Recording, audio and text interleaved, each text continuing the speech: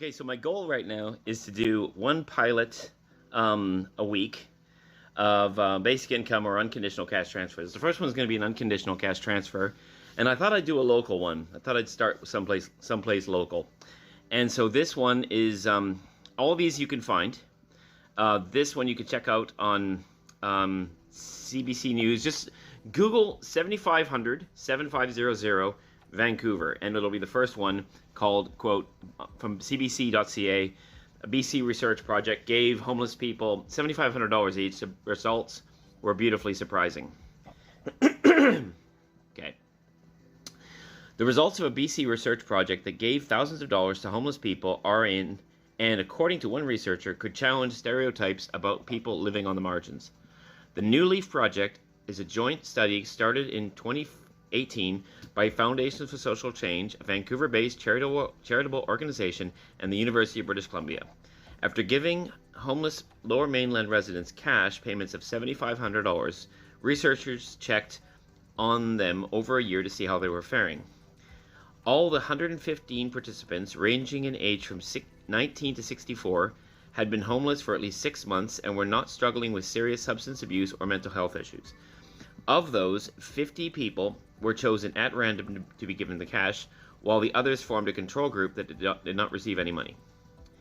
I had no expectations and really high hopes, said Claire Williams, CEO of Foundation for Social Change, on CBC's Early Edition on Tuesday. What the researchers found after 12 months, she said, was beautifully surprising. Budget breakdown.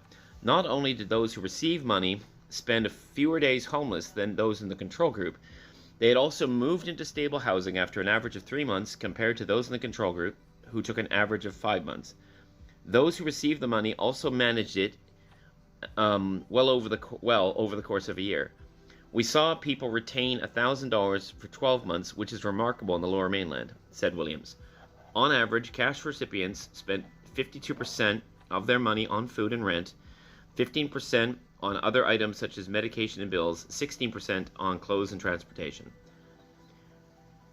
Almost 70% of the people who received the payments were food secure after 1 month.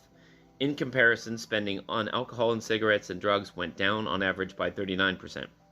Too often, people dismiss the idea of giving homeless people money because they assume it'll be mismanaged, Williams said.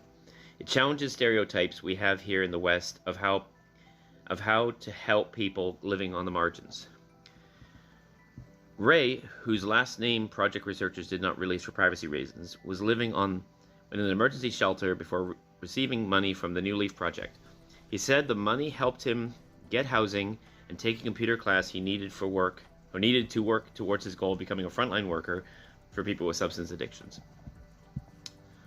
I kind of want to give back where I've came from, said Ray. I might one day be that important person that has a powerful voice, a seed that can grow into an oak tree. According to Williams, providing people like Ray the cash they need also helps Canadian taxpayers. She said it costs on average $55,000 annually for social and health services for one homeless individual. According to study data, the project saved the shelter system approximately $8,100 per person for a total of roughly $405,000 over 1 year for all 50. The common belief is that the status quo is cheap. It is incredibly expensive, said Williams. According to the 2018 BC homeless count, there are about 7,600 homeless people living in the province, meaning a group of 115 participants is relatively small. That's it. See you next week.